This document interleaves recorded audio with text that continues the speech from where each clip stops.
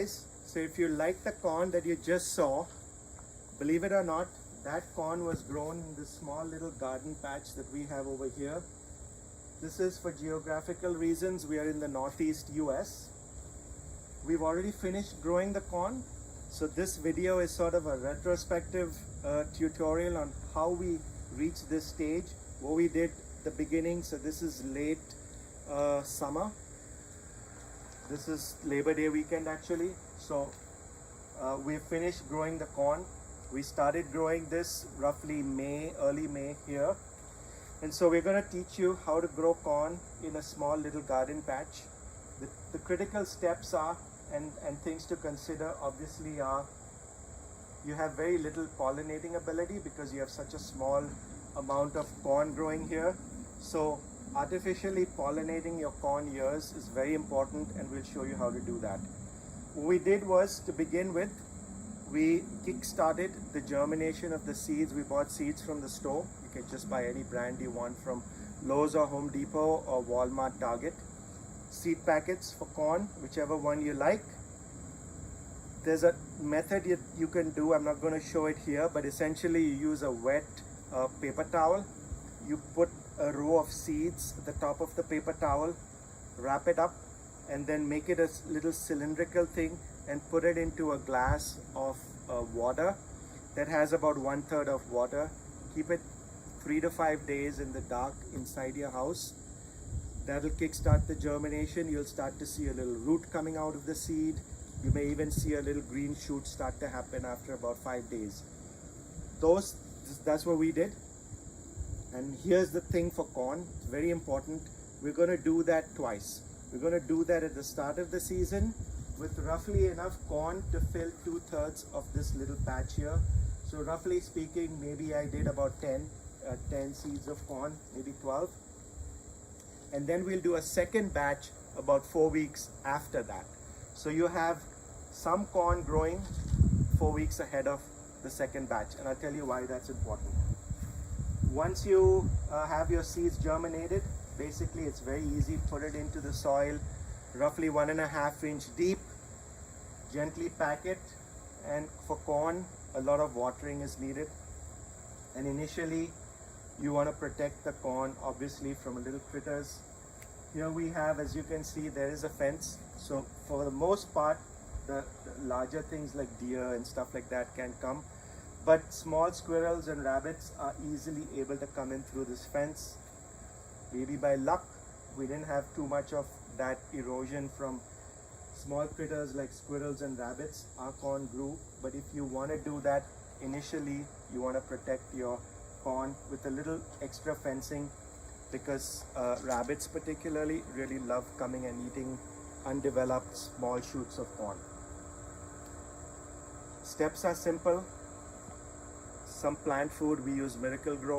About every 2 to 4 weeks I put the blue powder Miracle-Gro dissolved in water, and I would water them every 2 weeks or so with that. Other than that, there's nothing much you do. You just let your corn grow. Eventually you'll start to see the tassels forming roughly when the corn is about yay high.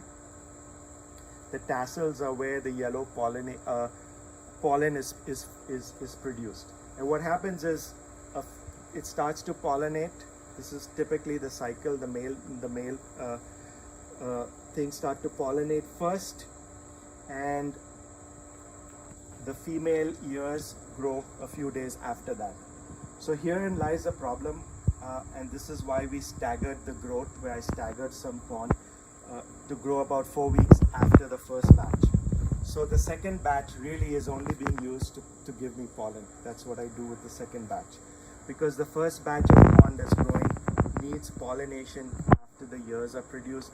The initial pollination that they produce typically is wasted because the ears haven't come out at that point. So that's the simple reason why you stagger. The way you pollinate is, once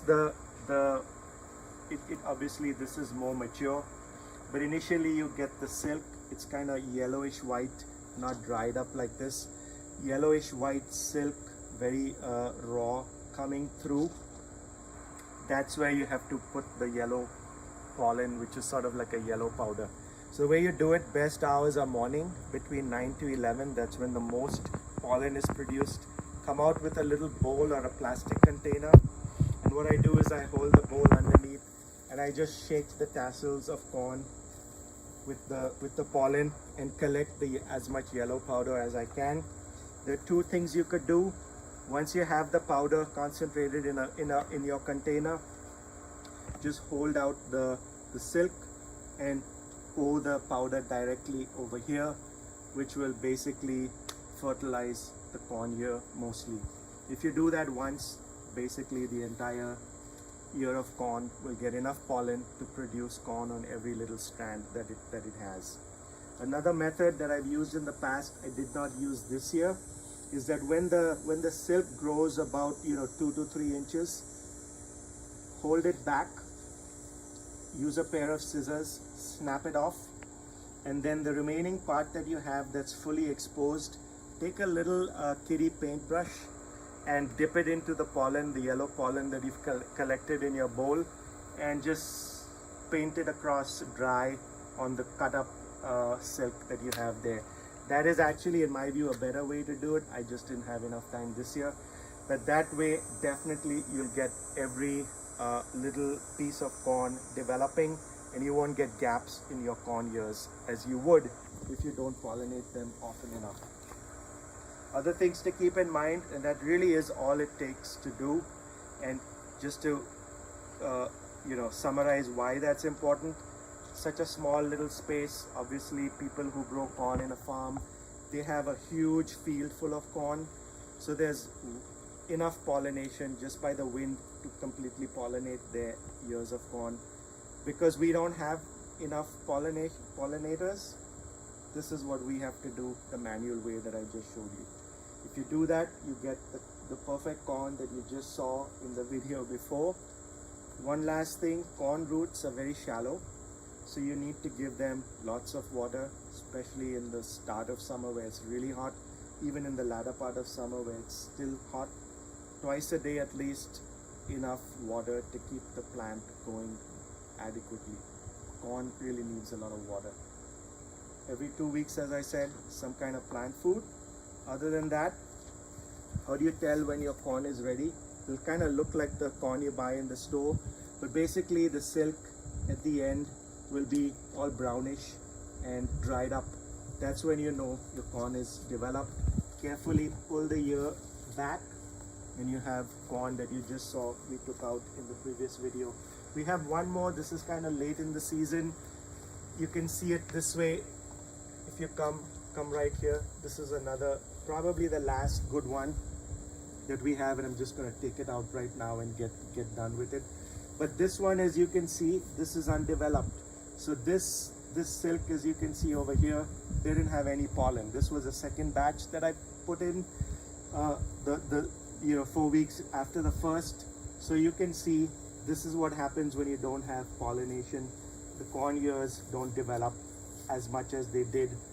This one was from the first batch, so it obviously likely got pollinated by this guy right next to it, and you have great corn here, but the latter ones don't have enough pollination. But that's the thing, you won't get the second batch of corn tree plants that you put in, the 4-week late one, won't have enough pollen to do.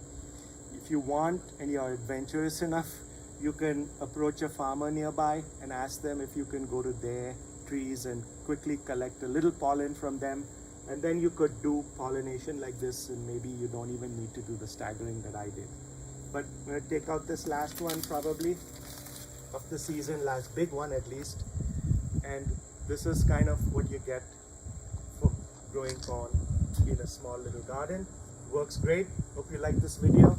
If it works for you, please come back with a comment, let us know it worked. If it didn't work, come back, let us know why.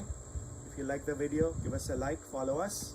We like to have people join us, and we're going to enjoy this one last corn. And as you can see right here, it's fully developed, perfect corn that you get in your garden. Very little effort, really tasty. Thanks for watching, guys. Bye.